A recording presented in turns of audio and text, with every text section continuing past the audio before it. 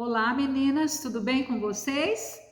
Hoje a Teacher Beth então vai trazer uma estrutura da narrativa, né? Sobre a nossa última mediação de leitura, sobre Pedro, o menino navegador.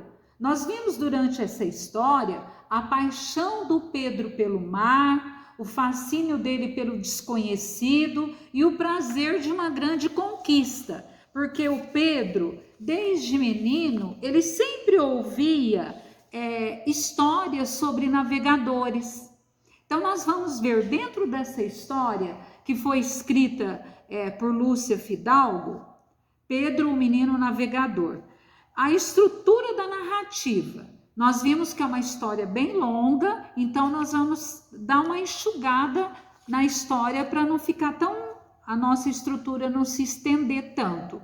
São assim os elementos essenciais de uma história dentro dessa estrutura da narrativa.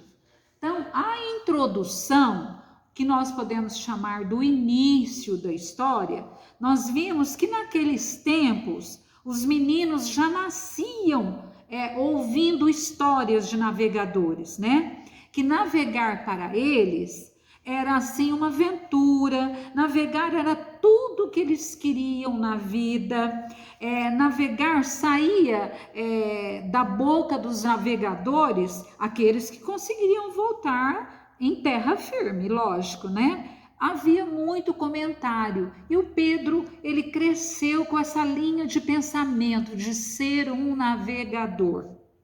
Pedro sonhava com tudo isso, ele sonhava até de olhos abertos que ele seria um navegador. Mas eis que surgiu então essa primeira parte seria a introdução da nossa história. Até que então o Pedro recebe um convite, né?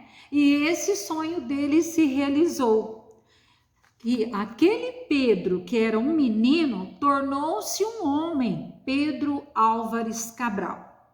Aí então nós vamos entrar no clímax, naquela parte culminante da história, que é a viagem que o Pedro faz, né? Que ele enfrenta os mares bravos e calmos, cruzou outros mares, os navegadores conheciam os segredos do Atlântico, mas eles passavam todas as ideias para Pedro. Pedro sonhava muito, muito mesmo, até que ele encontrou terras firmes. Logo à vista, eles viram homens andando pela praia, homens nus, com os rostos pintados. Estes homens eram os índios. Os índios perceberam também os interesses dos portugueses ali. O que os portugueses fizeram para reconquistar, né? Ter assim um entrosamento com os indígenas lá? Então eles rezaram missa, batizaram os índios, deram nomes às coisas, fizeram trocas, deixaram dúvidas e, por fim, eles achavam que com tudo isso eles iriam então conquistar o lugar deles. Mas o que acontece ainda? Pedro descobriu que aquela terra, ela já foi descoberta, ela já havia sido descoberta. A terra ali já tinha dono. Pediu então que o seu escrivão, o escrivão lá da frota, escrevesse as maravilhas da terra, tudo o que eles encontraram pelo caminho, as bravuras dos índios. Mas um dia eles voltaram ao mar e partiram para Portugal. Quando Pedro chegou em Portugal, ele achou que ele fosse ser recebido como um herói, mas foi tudo ao contrário.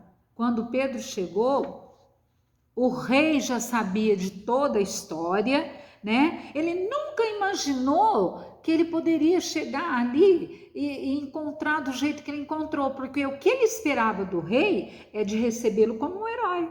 Ele tinha sido descobridor de uma única descoberta que alguém já havia passado. Essa terra já havia recebido vários nomes. Pedro, por fim, Morreu anos depois, ninguém mais falava dele. Diziam que ele morreu com a malária nessa travessia toda, talvez aprisionado, como muitos morriam na época assim, e ninguém sabe o que levou para sempre. O que nós sabemos é que ele deixou seu nome marcado nas terras e nas páginas do Brasil, do jeito que sonhava ser. Essa é a história do Pedro, menino navegador.